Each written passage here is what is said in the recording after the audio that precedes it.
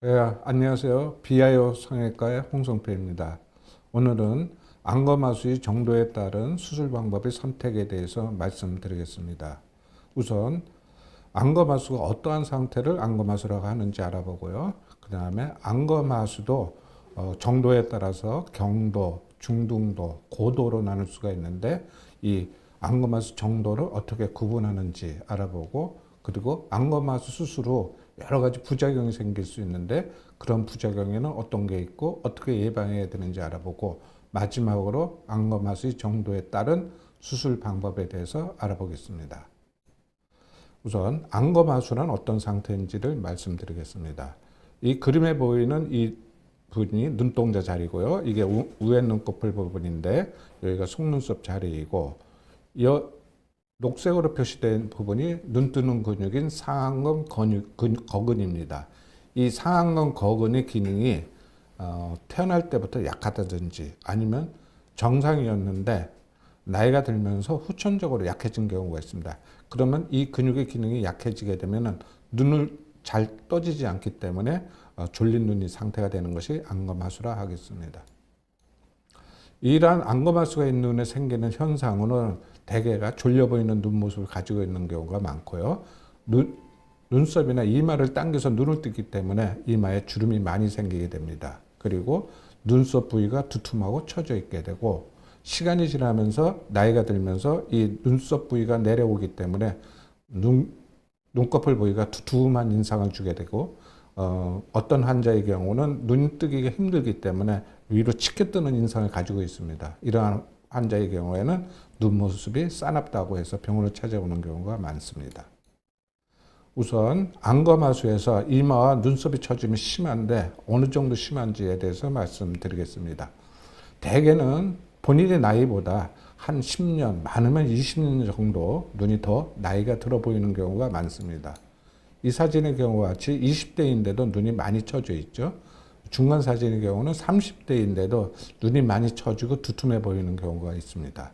그리고 40대는 눈을 다 덮어서 눈뜨기가 힘들고 시야가 가리는 이러한 경우도 있습니다. 이와 같이 안검하수에서는 눈꺼풀과 눈썹이 처짐이 심하기 때문에 가능하면 어렸을 때 수술을 해서 이러한 현상이 생기는 것을 예방해 주는 게 좋겠습니다. 그런데 경도와 중등도 안검하수의 상태에서 본인이 안검하수라는 걸 못 느끼는 경우가 상당히 많습니다. 이 사진의 경우처럼 힘을 빼고 뜨면 약간 졸려 보이지만 조금만 눈에 힘을 줘도 정상 눈으로 보이는 경우가 있습니다. 이런 경우는 본인이 안검하수라는 것을 모르는 상태인데, 만약 이런 경우에 쌍꺼풀 수술만 하고 나면 내 눈이 안검하수라는 걸 그때 느끼는 경우가 많습니다. 또 이 사진의 경우처럼 눈은 정상이거나 아니면 정상보다 크게 뜨는 경우가 있습니다. 그런데 실제로 보면은 턱을 당기고 눈동자가 위로 치켜 뜨는 타입이기 때문에 이런 경우는 눈이 크게 보이지만은 이런 싸나운 인상을 주면서 이런 경우도 쌍꺼풀만 만들어주면은 내 눈이 그때 가서 안검하수라는 것을 느끼게 되는 경우가 있습니다. 이러한 눈에서 보면은 대개 안검하수가 없거나 경도의 안검하수라고 생각할지 모르겠지만 실제로 보면 중등도 안검하수입니다. 이와 같이 중등도 안검하수에서 위로 치켜 뜨는 타입일 경우에는 싸나워 보이는 경우가 대부분이고, 눈동자가 위를 향하게 되고, 그리고 대개가 짝눈입니다. 그리고 심한 경우에는 까만 눈동자 아래에 하얀 눈동자가 보이는 삼배간이 있는 경우가 많습니다. 그리고 안검하수에 있는 환자 중에서 병원을 찾아오는 환자들 중에 대부분이 한쪽 눈에만 안검하수가 있습니다 하고 오는 경우가 많은데, 이 사진의 경우처럼 짝눈인 경우에 보면은 반대편 눈도 안검하수가 있는 경우가 대부분입니다. 그래서 양쪽 눈을 다 교정해 줘야 되는 경우가 대부분입니다. 우선 그러면은 안검하수를 어떻게 측정해서 양을 측정하느냐 하는 거에 대해서 말씀드리겠습니다. 이 동영상에서 있는 것처럼 우선 환자의 머리를 똑바른 위치로 만들어준 다음에 눈썹을 눌러서 눈썹을 안 쓰고 눈을 뜨게 하고, 환자로 하여금 아래에서부터 정면을 보게 했을 때 눈높이를 측정하면 됩니다. 대개의 경우는 이제 피부가 덮여 있으니까 이러한 부지를 이용해서 덮은 피부를 접어서 정면을 보게 했을 때 눈높이를 측정하는데, 정상의 경우에는 우리 까만 눈동자가 두 개가 있습니다. 바깥에 까만 눈동자, 안에 까만 눈동자가 있는데, 정상의 경우는 이 중간을 지나갈 때는 정상입니다. 이거보다 낮게 뜨게 되면은 그게 안검하수 상태입니다. 이 눈꺼풀의 높이에 따라서 경도, 중등도, 고도 안검하수로 구분하면 됩니다. 경도의 안검하수는 이러한 방법으로 측정했을 때 눈높이가 정상보다 1 내지 2mm 낮은 경우를 경도 안검하수라고 합니다. 중등도 안검하수는 이거보다 조금 더 낮은 3 내지 4mm 정도 눈이 더 들어 올라갈 때 이거를 중등도 안검하수라고 하고, 만약 4mm 이상이 된다 그러면 그걸 고도 안검하수라고 합니다. 이러한 고도 안검하수의 경우에는 눈 뜨는 근육인 상안검 거근의 기능이 거의 없는 상태라 하겠습니다.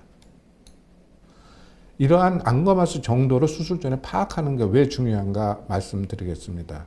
안검하수 정도에 따라서 근육의 발육 정도가 다르기 때문에 수술 방법도 안검하수 정도에 따라서 적절한 방법을 골라서 사용해야 됩니다. 안검하수라고 해서 모두 같은 방법을 모든 종류에 다 사용하면은 뒤에서 말씀드리는 여러 가지 문제점이 생길 수 있기 때문입니다. 또 수술을 하고 난 다음에 안검하수가 심하면 심할수록, 안검하수를 많이 하면 많이 할수록 재발하는 경우가 많고, 그리고 눈이 덜 감기는 토안이 생길 가능성이 많겠습니다. 그래서 수술 전에 이러한 가능성이 있는지를 확인하고 이런 가능성을 줄여줄 수 있는 수술 방법을 선택해야 하기 때문에 안검하수 정도를 수술 전에 파악하는 게 매우 중요하겠습니다. 그리고 마지막으로 안검하수 수술을 할 때 쌍꺼풀을 만들어줘야 하는데, 경도의 안검하수는 쌍꺼풀이 일반 쌍꺼풀만 할 때와 비슷하게 어느 정도 보이고 예쁘게 만들어주면 되는데, 안검하수가 심한 경우에 경도의 안검하수처럼 큰 쌍꺼풀을 만들어주게 되면 되게 부자연스럽습니다. 그래서 안검하수가 심하면 심할수록 같이 만들어주는 쌍꺼풀의 크기도 좀 작게 만들어주는 것이 자연스럽기 때문에 안검하수 정도를 수술 전에 잘 파악을 하고서 수술해 줘야 되겠습니다. 우선 경도 안검하수 보겠습니다. 경도 안검하수에게서는 쌍꺼풀만 해도 되고 안검하수 수술하고 같이 해도 됩니다. 이와 같이 쌍꺼풀만 했을 때는 눈 크기에 변화가 없고 쌍꺼풀은 예쁘게 만들어집니다. 하지만은 안검하수 교정을 같이 해주게 되면은 눈하고 눈썹 사이가 좀 좁아지고 눈두덩이 두툼해지는 면이 있지만은 눈이 좀 커져서 또렷한 눈이 됩니다. 그래서 이 쌍꺼풀만 할 수도 있고 안검하수도 같이 할 수도 있고, 그래서 이 두 가지 방법 중에서 선택해서 수술을 해줄 수 있겠습니다. 하지만 중등도 안검하수에서는 쌍꺼풀을 만든다고 할 때 안검하수 수술이 필수적으로 이루어져야 됩니다. 이 왼쪽 눈과 같이 쌍꺼풀만 만들어주게 되면 이와 같이 졸려 보이고 큰 쌍꺼풀이 만들어지게 됩니다. 이러한 눈을 안검하수 교정만을 해주게 되면은 반대편 눈하고 비슷해 정상적인 눈으로 바꿔줄 수 있기 때문입니다. 이와 같이 중등도 안검하수가 있는 눈에다 쌍꺼풀 수술을 하거나 아니면은 안검하수를 저교정한 경우, 가령 안검하수가 3mm 정도 되는데 1mm 정도만 교정을 하게 되면은 2mm 정도의 안검하수에 쌍꺼풀을 만든 상태가 되기 때문에 그럴 때는 쌍꺼풀이 크게 만들어집니다. 그리고 소세지 있는 모양의 쌍꺼풀이 만들어지고 눈은 수술했는데도 여전히 졸려 보이고 오히려 수술하기 전보다 눈이 뜨기 힘들어진다고 호소하는 환자들이 있습니다. 그래서 저교정이 돼갖고 안검하수 재수술로 교정을 해주면은 쌍꺼풀이 작아지면서 자연스럽게 변하게 되고요. 안검하수 수술을 했는데도 여전히 졸릴 때는 안검하수 수술을 다시 해주게 되면은 쌍꺼풀이 좀 커지고 자연스러워지겠습니다. 근데 주의할 사항이 있습니다. 이와 같이 위로 치켜 뜨는 사입은 눈이 크게 뜨기 때문에 쌍꺼풀 수술만 하게 되는데, 이렇게 쌍꺼풀을 만들어서 크게 뜨면 별 문제가 없는데 힘을 빼면 이와 같이 졸린 눈 상태가 됩니다. 그래서 이런 환자의 경우에는 어느 정도의 안검하수를 해줘야만 뜰 때나 힘을 주거나 힘을 뺄 때도 항상 자연스럽고 정상적인 눈 모습을 만들어줄 수 있겠습니다. 다음은 이제 고도안검하수입니다. 고도안검하수라는 건 이 밑에 사진처럼 눈을 떴을 때 눈이 거의 안 떠지고 또 위를 봐도 안 올라가는 겁니다. 예, 정상이면은 눈 뜨는 근육의 기능이 위를 볼 때는 눈꺼풀이 위까지 올라가는데 아래를 볼 때는 내려오지를 않습니다. 근데 고도안검하수의 경우는 위를 봐도 안 올라가고 아래를 봐도 안 올라가는 겁니다. 이러한 상태를 고도안검하수라고 합니다. 이러한 고도안검하수는 근육의 기능이 거의 없는 상태입니다. 그래서 눈이 잘 떠지지 않고 위를 볼 때도 안 올라가고 그 다음에 아래를 볼 때도 내려오지 않는 상태고요. 예. 왼쪽 눈의 고도안검하수입니다. 예, 고도안검하수를 공통근막으로 수술해서 반대편에다가 눈높이를 맞춰준 경우입니다. 이었죠? 오른쪽 고도안검하수입니다. 3번의 수술 후에도 재발한 경우이고 이러한 고도안검하수를 공통근막으로 수술해서 반대편하고 대칭을 맞춰줬던 케이스입니다. 이것도 고도안검하수인데 공통근막으로 재수를해줬고요. 안검하수 수술 후에도 계속 적유정이 될 경우에는 공통근막으로 재수를 해줬던 케이스입니다. 다음은 안검하수 수술로 생길 수 있는 부작용에 대해서 말씀드리겠습니다. 되게 안검하수 수술을 하고 안검하수를 과교정으로 하면은 이와 같이 눈이 너무 크게 떠지거나 놀란 모양이 될 수 있고요. 안검하수를 적교정하게 되면은 여전히 졸려 보이고 쌍꺼풀은 크고 이렇게 쏘재져 있는 눈이 될 수 있고 그리고 비대칭으로 눈 크기가 다른 경우가 많이 생기게 됩니다. 그래서 이러한 부작용을 예방하기 위해서는 어떻게 해야 되는가 거기에 대해서 말씀드리겠습니다. 이러한 부작용이 생기는 원인은 크게 나누면 두 가지가 있겠습니다. 우선 첫 번째는 수술 전에 안검하수 정도를 측정을 잘못을 해갖고 안검하수 교정량을 정확하게 하지 못하는 경우가 있고요. 그 다음 수술 방법을 잘못 선택해서 부작용이 생기는 경우가 있습니다. 그래서 수술 전에 안검하수 양을 측정하는 방법은 아까 말씀드린 대로 그렇게 해서 측정을 하면 되고요. 근데 이렇게 안검하수 양을 측정을 잘못하는 경우가 있습니다. 대개 이제 병원에 오게 된 환자들이 병원에 오게 되면 다 긴장한 상태에서 눈의 크기를 측정하기 때문에 대개 힘을 주고 뜨는 경우가 많아서 심한 안검하수인데 안검하수가 별로 없는 경한 안검하수로 측정되는 경우가 있고 아까 앞에서 말씀드린 대로 눈을 뜰 때 위로 치켜 뜨는 상태의 습관을 가진 사람은 이렇게 눈이 크게 측정이 돼서 잘못 측정이 될 수 있습니다. 그리고 시력이 나쁜데 안경을 벗고 시력을 측정하게 되면은 보통이 원래 자기 눈보다 크게 눈을 뜨기 때문에 안검하수가 적게 측정이 되는 수가 있겠고 그다음 밝은 곳에서 측정할 때도 또 눈이 크게 측정이 되기 때문에 수술하기 전에 안검하수 양을 측정할 때는 눈동자를 움직일 때 같이 움직이는 눈꺼풀의 위치를 갖고 측정하는 것이 정확한 양의 안검하수를 측정하는 방법이 되겠습니다. 근데 이렇게 측정해서 수술을 할 때 안검하수 교정량을 그대로 다 반영하는 건 아닙니다. 이 수술할 때 안검하수 교정량을 조금 조절해주는 요인으로 우리가 생각하고 있는 것이 5가지가 있습니다. 눈 감는 힘이 약한 경우, 그리고 우세한의 영향이 있는 경우, 그 다음에 해링 현상, 그 다음에 시력에 의한 눈높이가 영향이 있는 경우, 그리고 난시가 심한 경우, 이런 경우를 수술 전에 파악을 해서 이거를 수술할 때 안검하수 교정량에 반영을 해줘야 되는데 이런 걸 반영하지 않고 수술을 하게 되면 눈 크기가 다른 작는 상태가 잘 생기게 됩니다. 이와 같이 똑같은 안검하수 양이고요. 중등도 안검하수입니다. 중등도 안검하수하고 수술 중높이고요. 최종 높이고요. 양쪽 눈에 안검하수 할 때 근육 전진량은 10mm씩 똑같습니다. 그러면 눈높이가 똑같아야 되는데 달라야 똑같아지는 경우가 있습니다. 이 환자의 경우는 수술 전에 안검하수 양이 똑같은데 오른쪽은 3mm, 왼쪽은 6mm를 당겨줬을 때 눈높이가 같은 경우가 있습니다. 또 이 환자의 경우도 오른쪽은 6mm, 왼쪽은 9mm를 당겨야 눈높이가 같아지는 경우가 있습니다. 그러니까 안검하수 정도는 수술 전에 체크한 건 똑같더라도 실제 수술을 할 때 안검하수 교정량이 양쪽이 달라야 눈높이가 같아지는 경우가 꽤 있습니다. 이러한 경우에 어떤 경우에 이런 경우가 생기는지에 대해서 말씀드리겠습니다. 우선 첫 번째가요. 양쪽 눈에 눈 감는 기능이 다른 경우입니다. 이 우회 사진이 눈을 감은 상태입니다.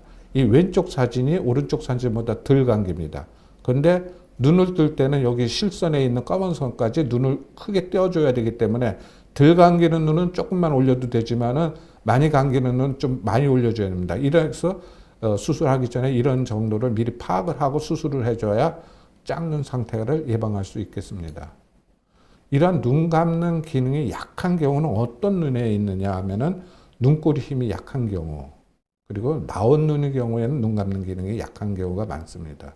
그리고 삼배간이 있는 경우, 그리고 원인 없는 안구건조증이 있는 경우에는 눈 감는 기능이 약한 눈이 대부분입니다.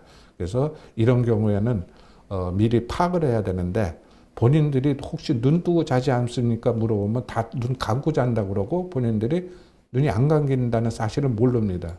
근데 자세히 보면 여기 안 감기죠, 오른쪽은. 네, 이런 거는 수술할 때 눈높이에 영향을 주기 때문에 항상 수술 전에 이러한 걸 잘 체크해보고 수술을 해줘야 비대칭을 예방할 수 있겠습니다. 실질적인 케이스 보겠습니다. 양쪽 눈의 안검하수 양이 3mm로 똑같습니다. 근데 눈 감았을 때 보면은 오른쪽 눈에 비해서 왼쪽 눈이 조금 더 덜 감기죠. 그러니까 실질적으로 안검하수 교정량은 오른쪽이 3mm, 왼쪽이 2mm입니다. 그러니까 왼쪽이 조금 덜 감기는 왼쪽 눈이 안검하수를 저교정해 주니까 수술 후에 눈높이가 같은 경우입니다. 그래서 이러한 점을 고려해서 수술을 할 때 반영을 해줘야지 짝눈이 되는 걸 예방할 수 있습니다. 다음은 우세안이라고 합니다. 그래서 사람에 따라서 오른손잡이가 있고 왼손잡이가 있듯이 눈에도 오른쪽으로 보는 사람, 왼쪽으로 보는 사람이 따로 있습니다. 이거를 우세안이라고 그러는데, 양쪽 눈 중에서 물체를 볼 때 주로 사용하는 눈이 우세안입니다. 이러한 거를 미리 파악을 하고 수술해야 됩니다. 양쪽 안검하수 정도가 같으면 안검하수 교정량이 같은 게 일반적입니다. 그런데 이 우세안이 영향이 있으면은 우세안 쪽을 눈을 뜰 때 크게 뜨기 때문에 그쪽 우세안 쪽의 안검하수 양을 줄여서 교정을 해줘야 눈 크기가 같아지는 경우가 있습니다.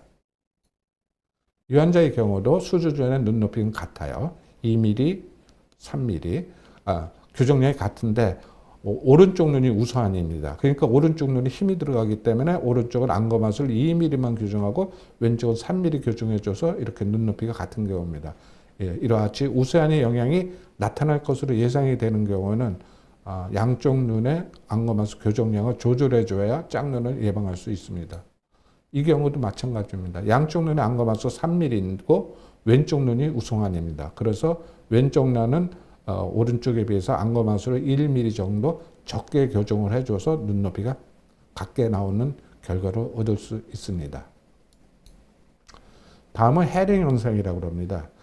양쪽 눈의 눈높이가 다른데 한쪽 눈을 안검하수를 교정해서 올려주게 되면 반대편 눈이 저절로 작아져서 심한 안검하수 상태가 되는 걸 해링 현상이라고 합니다. 이 시소하고 똑같습니다. 한쪽으로 올려주면 한쪽이 내려가는 이러한 현상을 해링 현상이 눈에서도 나타납니다. 이 환자의 경우는 왼쪽 눈에 안검하수가 있죠. 이 안검하수 교정을 해줬더니 수술을 해주지 않은 오른쪽 눈이 저절로 작아진 경우입니다. 이런 현상을 해링 현상이라고 합니다. 그런데 이런 현상이 나타나는 경우도 있고 나타나지 않는 경우도 있습니다. 이런 경우에는 왼쪽 눈만 안검하수가 있죠. 오른쪽 눈은 정상 눈높이에요. 그래서 왼쪽 눈만 수술을 해줘서 반대편 높이에 맞춰줬고, 만약 해링 현상이 나타난다면 오른쪽 눈이 작아져야 되는데 작아지지 않은 경우입니다. 이런 현상은 미리 수술 전에 파악을 하고 수술을 해줘야 됩니다. 안 그러면은 수술을 올리고 내리고 올리고 내리고 여러 번 반복하게 됩니다. 그래서 이런 현상을 수술 전에 예상을 하고 수술을 해야 되는데, 만약 해링 현상이 나타나지 않을 것으로 예상한다면 한쪽 눈만 수술을 해주면 됩니다. 근데 해링 현상이 나타날 것으로 예상을 하면 양쪽 눈에 모두 수술을 해줘야 됩니다. 그래서 수술 전에 이런 걸 미리 파악하고 수술을 해야 불필요한 수술이 하는 것을 예방할 수 있겠습니다. 이런 해링 현상은 여러 가지 방법으로 미리 검사하는데, 수술 전에 이렇게 눈썹을 당겨서 반대편 눈에 변화가 오는지 검사하는 방법, 그 다음에 눈꺼풀을 내려서 반대편에 눈높이에 변화가 오는지, 아니면 눈에다 약을 넣고서 검사하는 방법, 우성한 검사, 이런 여러 가지 방법을 통해서 오른쪽 눈이 우산인지 왼쪽 눈이 우산인지를 파악하고 수술을 해줘야 합니다. 이 환자가 아주 해링 현상이 드라마틱하게 나타났던 경우입니다. 병원에 실제 오기는 오른쪽이 크게 떠져서 오른쪽을 내려달라고 수술 원해 갖고 왔는데 이쪽 왼쪽 눈이 우산입니다. 그래서 왼쪽 눈을 안검하수에서 올려주어서 수술했는데 오른쪽 눈은 수술을 하지 않았습니다. 오른쪽 눈이 저절로 내려와서 반대편 눈에다 눈높이가 맞아진 경우입니다. 상당히 왼쪽 눈만 수술해서 대칭을 맞아준 상당히 해피했던 케이스입니다. 이 환자의 경우는 해링 현상이 나타나지 않을 걸로 예상을 해서 왼쪽 눈은 수술을 하지 않았습니다. 그래서 오른쪽 눈만 안검하수 수술해서 반대편에다가 맞춰준 케이스입니다. 이 환자의 경우는. 이 환자의 경우는 오른쪽 눈에 3mm 안검하수가 있었고 왼쪽 눈은 정상이고 해링 현상이 나타나지 않을 것으로 예상해서 오른쪽 눈은 4mm 안검하수를 올려줘서 반대편 눈에다 맞춘 겁니다. 그런데 이런 해링 현상은 한쪽 눈에만 안검하수가 있는 경우도 생기지만은 양쪽 눈에 안검하수가 있을 때도 생길 수 있습니다. 그래서 수술 전에 이게 나타날 것으로 예상되는 경우, 나타나지 않을 것으로 예상되는 것을 미리 파악을 해줘야 됩니다. 그래서 나타나지 않을 경우에는 원래 있던 안검하수 양만큼 양쪽을 따로 교정해줘야 되고, 이게 나타날 것으로 예상되는 경우에는 똑같은 양의 안검하수 교정을 해줘야 짝눈이 예방이 됩니다. 이 환자의 경우 오른쪽 눈이 작죠. 그렇지만은 오른쪽 눈이 작고 오른쪽 눈이 우상한이래 갖고 양쪽의 안검하수 교정량은 똑같습니다. 그리고 수술 후에 눈높이도 같아집니다. 이 환자의 경우는 해링이 나타나지 않을 걸로 예상했고요. 수술 전에 왼쪽이 4mm 안검하수였고 오른쪽은 정상 눈 크기입니다. 그러니까 왼쪽 눈만 안검하수 4mm를 올려주고 오른쪽 눈은 쌍꺼풀 만들어줬을 때 눈높이가 같은 경우가 되겠죠. 다음은 시력이 나쁜 경우에 안검하수 교정량을 조절해 줘야 됩니다. 시력이 나쁜 경우, 특히 근시가 심한 경우에는 눈을 뜰 때 눈에다 힘을 주고 뜨거나 찡그리는 경향이 있습니다. 그래서 측정된 양만큼 안검하수를 다 교정을 해주게 되면 눈이 놀란 모양으로 떠지는 과교정 상태가 있기 때문에 저교정을 하거나 안검하수를 심하지 않은 경우에는 교정하지 않는 것이 안전하겠습니다. 그래서 근데 이 안검하수 수술할 때 우리가 안검하수 교정량에다 참고하는 시력은 가령 라식을 했다고 해서 현재 시력이 아닙니다. 가령 라식을 했과 같이 시력 교정 수술을 받은 사람이라 그러면은 그 하기 전에 원래 시력이 이 눈 크기에 영향을 주기 때문에 대개 라식 전 시력을 알아오라고 해서 그 시력을 보고 안검하수 교정량을 조절해 주는 것이 안전하겠습니다. 이 환자의 경우도 이게 중등도 안검하수입니다. 그런데 고도근시여갖고 안검하수 수술 안 하고 쌍꺼풀만 만들어준 경우입니다. 이렇게 함으로써 과교정되는 것을 예방할 수 있습니다. 이 환자도 4mm 안검하수인데 고도근시입니다. 그래서 이런 경우도 안검하수를 저교정하거나 안 해야 되는데 짝눈인 상태이기 때문에 짝눈을 맞추기 위해서 안검하수 교정을 오른쪽은 2.5mm, 왼쪽은 1.5mm 해갖고 맞춰주고 과교정도 예방해줬던 케이스입니다. 약시의 경우입니다. 약시라는 것은 두 눈 중에서 한쪽 눈은 사용 안 하고 한쪽 눈으로만 물체를 보는 상태라 약시라고 그러는데 이런 약시 상태가 되면은 눈 높이 차이가 양쪽이 납니다. 이럴 때는 이 그림에 있는 것처럼 오른쪽 눈이 약시입니다. 왼쪽 눈은 정상 눈입니다. 그래서 오른쪽 눈만 안검하수 교정을 해서 왼쪽 눈에다 크기를 맞춰준 경우입니다.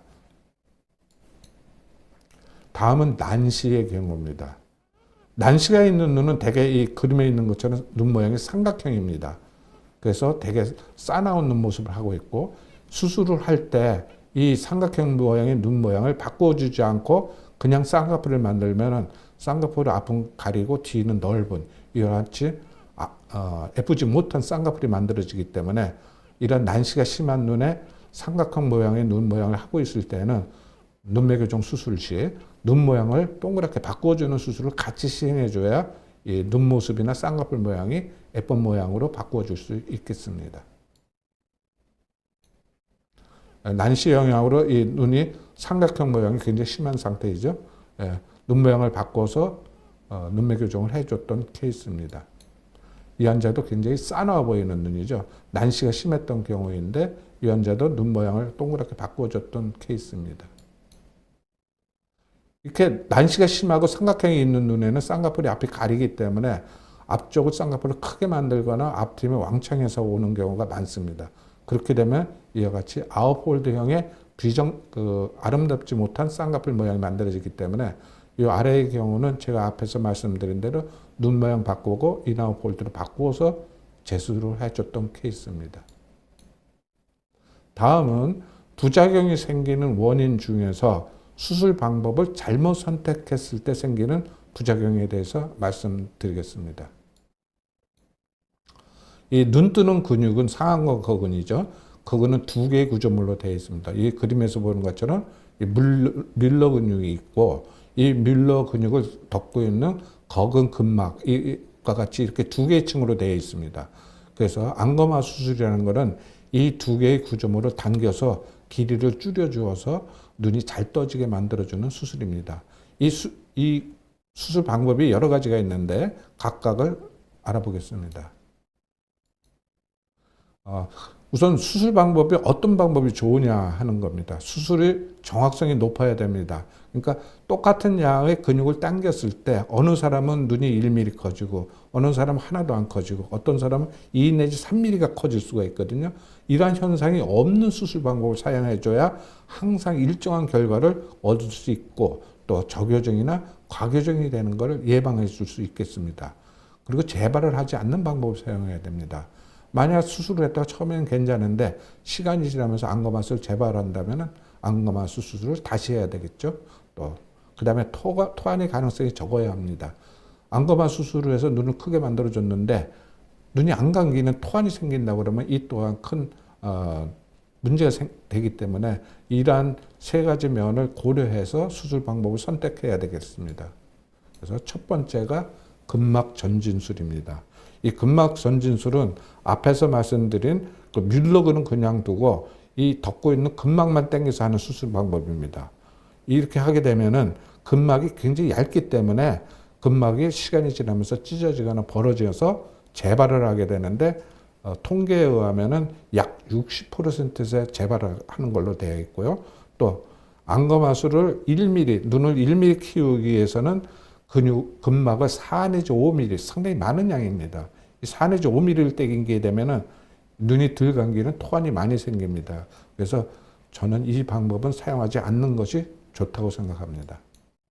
이와 같이 근막만 당기게 되면은 토안이 많이 생기고 시간이 지나면서 근막이 또 벌어지고 또 벌어진 근막을 다시 당기다 재수를 해주게 되면은 또 눈이 더 많이 안 감게 됩니다. 근데 문제가 되는 거는 이 벌어진 근막이 원래보다 더 벌어지게 되면은 심한 안검하수 상태가 됩니다. 또 이런 심한 안검하수 상태가 된 거를 다시 연결을 해주게 되면은 눈이 너무 크게 떠지거나 토안이 생기는 이런 문제가 많이 생기는 수술 방법이어서 저는 개인적으로 근막 전진술은 안검하수에 사용하는 것을 좀 자제해야 되지 않나 하는 생각입니다. 이와 같이 대표적인 예입니다. 눈매 교정 수술을 재발해서 열어봤더니 근막이 벌어졌거든요. 그래서 연결을 해줬더니 눈이 정상 크기로 떠지지만은 이와 같이 눈이 덜 감기게 됩니다. 그래서 시간이 지나서 눈이 잘 감기네 느꼈더니 눈이 안검하수가 재발한 경우입니다. 그래서 이 방법은 사용하지 않는 것이 좋겠습니다. 두 번째 방법은 근막 근육 접기 방법입니다. 즉 뮬러근하고 근막을 동시에 전진을 시키는 방법입니다. 이 방법은 박리를 거의 하지 않고 하는 방법이어서 붓기에 의해서 눈높이에 영향을 주는 요인이 굉장히 적은 방법이고 이 방법은 제가 만든 방법이고 2014년도에 미국 안성형외과에 보고한 방법입니다. 그 당시 결과를 보면은 안검하수 1mm, 즉 눈을 1mm 크기를 키우기 위해서는 근육을 3mm만 당겨도 되는 방법이기 때문에 토안이 가능성이 적고요. 그 다음에 수술 중 그리고 수술 후 붓기가 적어서 눈높이를 맞추는데 아주 용이합니다. 그래서 저 개인적인 성공률은 94.5%로 굉장히 좋은 결과를 얻을 수 있었던 방법입니다. 실질적으로 보면 이 수술 전에 오른쪽 눈에 안검하수이고요. 왼쪽 눈은 정상 눈 크기여서 왼쪽 눈은 쌍꺼풀만 했습니다. 수술 중에 눈높이가 양쪽이 똑같죠? 수술 후 최종 높이도 똑같습니다. 이와 같이 항상 일정한 결과를 얻을 수 있다는 장점이 있는 수술 방법입니다. 이 환자도 오른쪽 눈만 수술했고 왼쪽은 수술 안 한 겁니다. 그래서 오른쪽에 안검하수를 근막 근육 접기 방법을 수술했고 수술 중에 눈높이가 양쪽이 똑같습니다. 수술 후 최종 모습도 양쪽 눈이 똑같습니다. 이와 같이 눈높이가 항상 일정하고 재발을 하지 않는다는 큰 장점을 가지고 있습니다. 이 환자의 경우 이 수술 방법은 또 재수술 경우에도 사용하면 됩니다. 쌍꺼풀 수술 후에 큰 쌍꺼풀이 만들어져 온 경우인데 안검하수 교정을 근막 근육 접기 방법으로 6mm 전진시켰고요. 이게 수술 후 수술을 실 뽑을 때 찍은 눈높이고요. 이게 최종 눈높이입니다. 이 높이나 눈높이가 거의 같습니다. 그러니까 눈높이의 변화가 거의 없는 수술 방법입니다. 이 환자도 마찬가지입니다.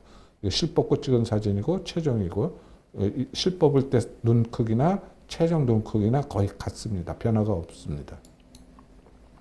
이 근막 근육 접기 방법은 눈높이가 수술 중, 수술 후 최종 높이가 항상 일정하다는 장점을 갖고 있고요. 근막과 근육을 동시에 사용하기 때문에 재발하는 경우가 적고 그 다음에 성공률이 상당히 높다는 장점이 있는데 이 방법도 심한 중등도 이상의 안검하수를 할 때 사용할 때는 약간 적유정이 될 가능성이 있습니다. 그래서 이러한 문제점을 해결하기 위해서 다른 수술 방법을 사용하고 있습니다. 그러니까 근막 근육 접기 방법을 썼을 때 안검하수를 많이 해서 근육을 많이 당기게 되면은 이와 같이 덩어리가 많이 형성이 됩니다. 그렇게 되면은 눈꺼풀이 올라가나 그러니까 안검하수가 교정되는 양이 적기 때문에 저교정이 가능한 방법입니다.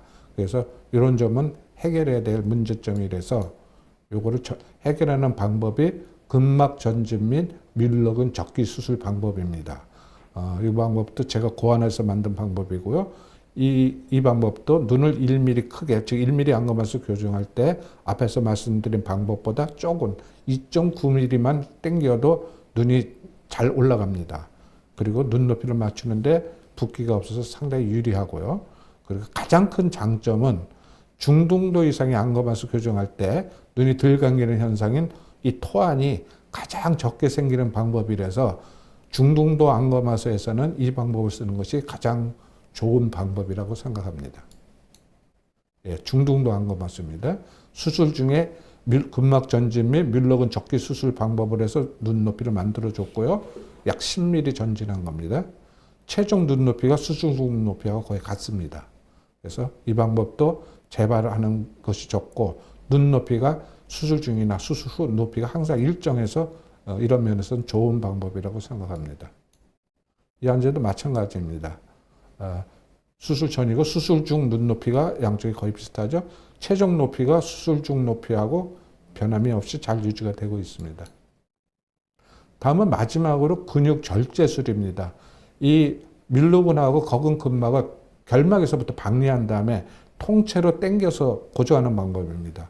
이 방법은 원래 이제 안과에서 안검하수 교정 목적으로 원래부터 사용하던 오래된 수술 방법입니다. 그래서 주로 고도 안검하수에 주로 사용하고 그다음에 재발 가능성이 있는 경도나 중등도 안검하수에서 재수술을 할 때는 이 방법을 사용하고 있습니다. 단 이 방법은 눈을 1mm 키울 때 근육이 3 내지 4mm 근육을 당겨야 되기 때문에 토안이 생길 가능성이 앞에서 말씀드린 두 가지 방법보다는 조금 많습니다. 예, 4mm 안검하수입니다. 그래서 4mm 안검하수를 당기기 위해서는 근육 절제술을 사용했던 경우입니다. 근육 절제술을 사용하면 수술하기 전이고요. 수술 후인데 눈이 덜 감기는 토안이 다른 방법에 비해서는 근육 절제술이 조금 더 적습니다. 그래서 토안의 위험성이 있을 때는 근육 절제술을 사용하는 것이 좋겠습니다. 이 환자도 5번 수술한 겁니다.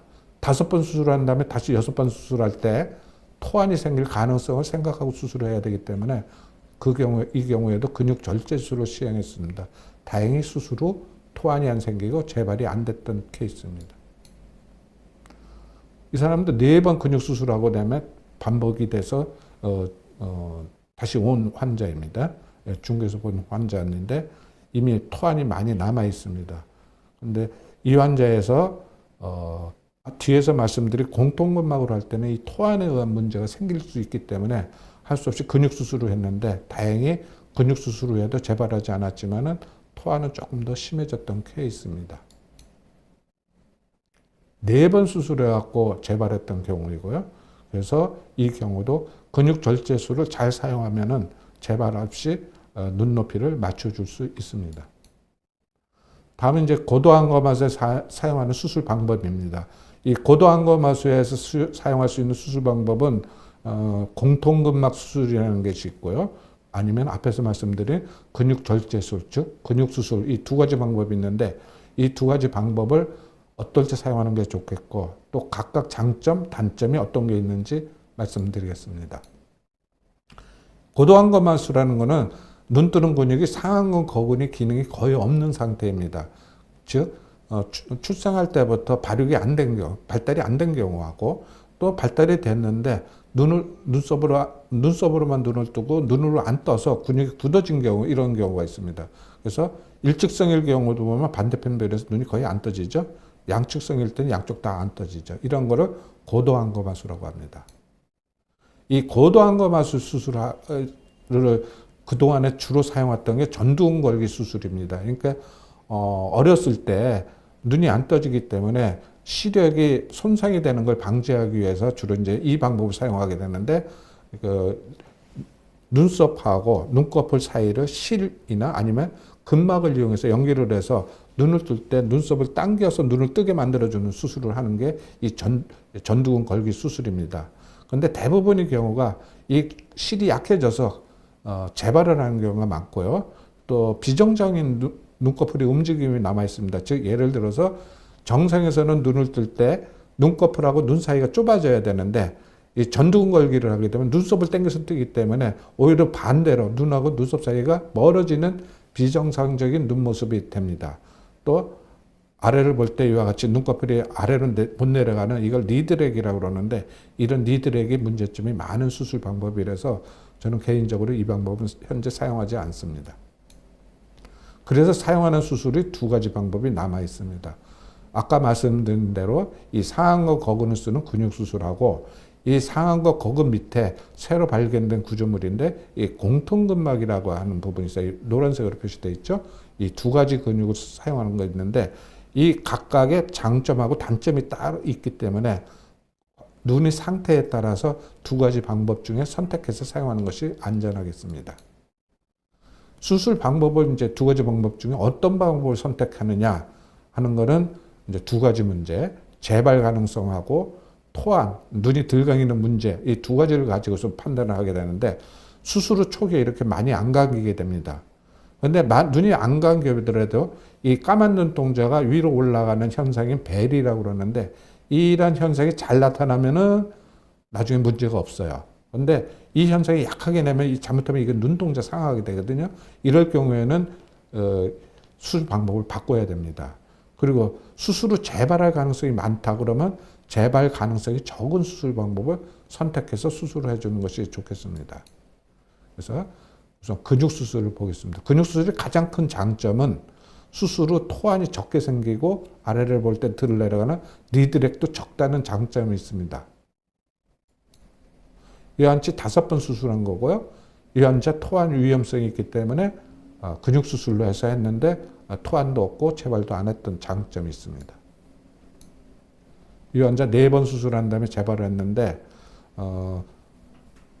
공통근막보다는 재발하는 경우가 많지만은 그래도 이 환자에게 토안 때문에 근육 수술을 했는데 다행히 재발을 하지 않았던 경우입니다. 이거는 아까 보여줬던 케이스인데 4번의 근육 수술 후에도 재발을 했지만은 이 토안 문제 때문에 공통근막으로 했을 때 눈동자가 혹시 상할 가능성이 있기 때문에 근육 수술로 했던 경우인데 토안은 약간 심해졌지만은 재발을 하지 않았던 경우입니다. 다음은 이제 공통근막 수술입니다. 이 공통근막 수술은 눈 뜨는 근육이 이 녹색으로 표시된 상안과 거금 밑에 위치하는 구조물인데 뒤로는 눈동자를 이렇게 위아래로 움직이는 외안근하고 연결되어 있는 구조물이라서 상당히 조심스럽게 수술을 해야 되는 방법입니다. 이 공통근막 수술의 방법은 앞에서 말씀드린 근육 수술에 비해서 많은 장점을 가지고 있습니다. 우선 눈 모양이 예쁩니다. 그 다음에 눈꺼풀의 움직임이 굉장히 자연스럽고 재발이 적은 장점이 있습니다. 이것이 가장 큰 장점입니다. 각각을 말씀드리겠습니다. 근육 수술 후에 재발을 해서 이쪽 눈을 재수술을 해줬는데 공통근막 수술을 재수술했습니다. 그랬더니 눈이 동그란 모양으로 만들어지는데 근육 수술을 한 경우에는 약간 삼각형 모양의 눈이 만들어져서 눈 모양은 공통근막으로 수술한 경우가 더 예쁜 경우가 많습니다. 이 환자도 오른쪽 눈에 공통근막으로 수술했죠. 수술 안 한 눈보다 오히려 조금 더 예쁘다는 느낌을 가질 정도로 눈 모양이 예쁘게 만들어집니다. 그렇지만 공통근막 수술의 가장 큰 단점은 수술 후 토안이 많이 생긴다는 겁니다. 이게 수술하고 일주일째 이만큼 토안이 생기고요. 한 달째까지 이렇게 생기고 세 달째 좀 좋아지고 1년 정도 지나면 많이 좋아집니다. 그렇지만 수술 후 초기에 토안이 얼마나 생기느냐에 따라서 수술의 성공 여부가 결정이 됩니다. 그래서 토안이 안 생기는 경우도 상당히 많습니다. 한 번도 수술하지 않은 경우에는 토안이 안 생깁니다. 재수술의 경우에도 토안이 거의 안 생기는 경우가 많습니다. 그렇지만 토안이 남는 경우가 있습니다. 즉 공통근막 수술을 하고 눈이 안 감기는 경우는 원래부터 눈 감는 기능이 약한 경우, 이런 경우에 수술 후 토안이 많이 남고요. 그래서 재수술을 했는데 처음 수술이 어려서 한 경우, 즉 뭐냐면은 눈꺼풀이 너무 가려서 시력이 약해질 것을 예방하기 위해서 1살이나 2살 아니면 6살 이렇게 어렸을 때 수술을 하게 되면은 그런 사람의 눈이 이 공통근막 수술 후 토안이 많이 남습니다.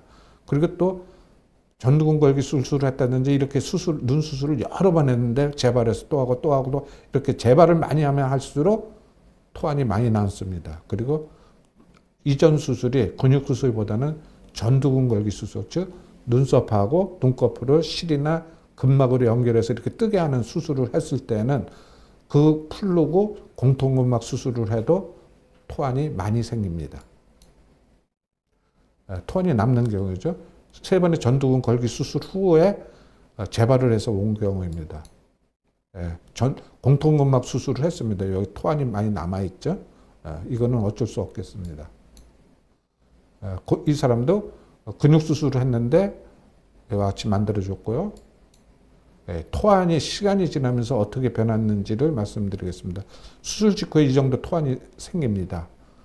일주일째 이만큼 남고 한 달째 이만큼 남고 1년 정도 지나면 거의 감는데 대개 이러한 토안은 3달 정도 지나면 많이 좋아집니다. 그래서 한 달부터 3달까지가 굉장히 중요합니다. 이 환자도 첫 수술을 3살 때 했고요. 그 다음 20살 때 한 번 더 해갖고 재발해갖고 온 거고요. 공통근막 수술하고 난 다음에 반대편하고 똑같아졌죠. 이 환자에서도 토안이 수술 전에 토안이 조금 있었는데 수술 후 일주일 정도 이만큼만 생기고요. 한 달째까지는 일주일하고 거의 똑같은 양의 토안이 남아야 합니다. 그리고 3달 정도 되면은 원래 토안 정도로 돌아가는 것 같고 이후 조금씩 더 좋아져서 1년까지는 많이 좋아지는 것 같습니다. 근데 수술 후 초기에 이렇게 토안이 문제 때문에 공통근막 수술을 했다가 풀르고 근육 수술로 바꿔주는 경우가 있습니다. 이런 경우에는 토안이 있지만 이건 시간이 지나면 좋아지니까 공통근막 수술 그냥 둬도 되는데 이와 같이 토안이 있으면서 눈동자가 위로 올라가는 벨이 약한 경우에는 잘못하면 눈동자 손상이 가능합니다. 그래서 이런 경우에는 공통근막 수술한 거를 풀러버리고 근육 수술로 바꿔줘야 합니다. 그래야 눈동자 손상이 되는 걸 예방할 수가 있습니다. 이 환자의 경우는 수술할 때 초기부터 수술방에서부터 이미 토안과 눈동자가 위로 올라가는 게 약해서 할 수 없이 근육 수술로 바꿔준 경우죠.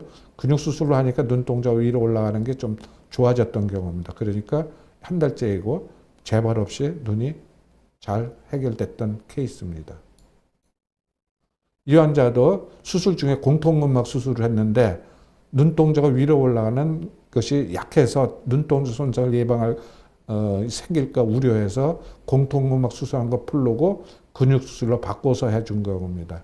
예, 재발 없이 했고 벨이라고 합니다. 이 눈동자 위로 올라가는 게 비교적 잘 올라가서 한 달까지 잘 올라가서 재발 없이 해결됐던 케이스입니다. 이러한 공통근막 수술이라든지 근육 수술을 하고 난 다음에 고도안검하수에서는 토안이 생기게 되는데 이 토안이 관리가 굉장히 중요합니다. 처음에 눈을 뜨고 자는 문제가 있기 때문에 이때 잘못하면 각막이 손상될 수 있기 때문에 잘 때 항상 눈에다 연고를 놓고 자야 되고 낮에도 눈이 노출 때문에 불편하다 그러면은 안약이나 인공 눈물을 자주 점원을 해서 이러한 거는 수술 후 한 달 이내가 굉장히 중요합니다. 관리를 잘해야 되고 3달까지는 신경을 써서 해줘야 재발 없이 정상 눈 크기와 모양으로 만들어줄 수 있겠습니다. 이상 오늘 말씀드린 내용 중에서 정리를 해보게 되면은 안검하수는 경도, 중등도, 고도에 따라서 적절한 수술 방법, 즉 항상 일정하게 눈이 올라가서 일정한 결과를 얻을 수 있는 수술 방법, 그리고 재발하지 않는 방법, 이걸 선택해서 사용해야 되는데 제 개인적으로는 경도의 안검하수에서는 근막 근육 적기 방법이 가장 적당한 수술 방법인 것 같고 중등도 이상의 안검하수에서는 근막 전진 및 뮬러근 적기 방법을 사용하는 것이 좋겠습니다. 그리고 재발 위험성이 있는 안검하수에서는 근육 수술을 하는 게 안전하겠고 고도 안검하수에는 공통근막 수술하고 근육 절제술을 사용하는데 이 두 가지 수술 방법 중에서 재발 위험성, 그 다음에 수술 후 초기에 생기는 토안의 정도에 따라서 두 가지 방법 중에 선택해서 사용하는 것이 안전하겠습니다. 예, 들어서 감사합니다.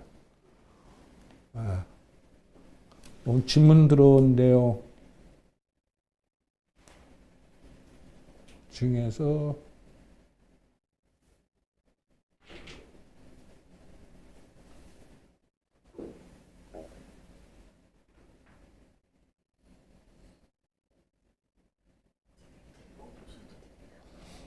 네, 질문 중에서 김민 씨라는 분인데 경동안검하수도 수술이 되나요? 급여로요. 이거는 이제 미용, 예? 예, 이거는 미용적인 수술이기 때문에 보험이 해당이 안 됩니다. 그다음에 안검하수를 수술 안 하고 방치하면 생기는 문제점도 있습니다. 건강상의 불편한 점은 없습니다. 그러나 단 불편한 게 있고 시간이 지나면서 눈뜨기가 점점 힘들어집니다. 젊었을 때는 이만한 눈썹의 힘을 이용해서 눈을 뜨기 때문에 별로 불편한 걸 못 느끼지만 나이가 들면 이 힘을 못 쓰게 됩니다. 그러면은 눈뜨기가 힘들어지기 때문에 저는 가능하면은 어려서 안검하수는 교정해 주는 게 좋고 제가 생각하는 안검하수 교정의 가장 적당한 시기는 중학교 말이나 고등학교 때가 제일 적당한 것 같습니다. 그래야 눈썹이나 이마 처짐이 적기 때문에 만들어주는 쌍꺼풀도 예쁘게 만들어지기 때문입니다.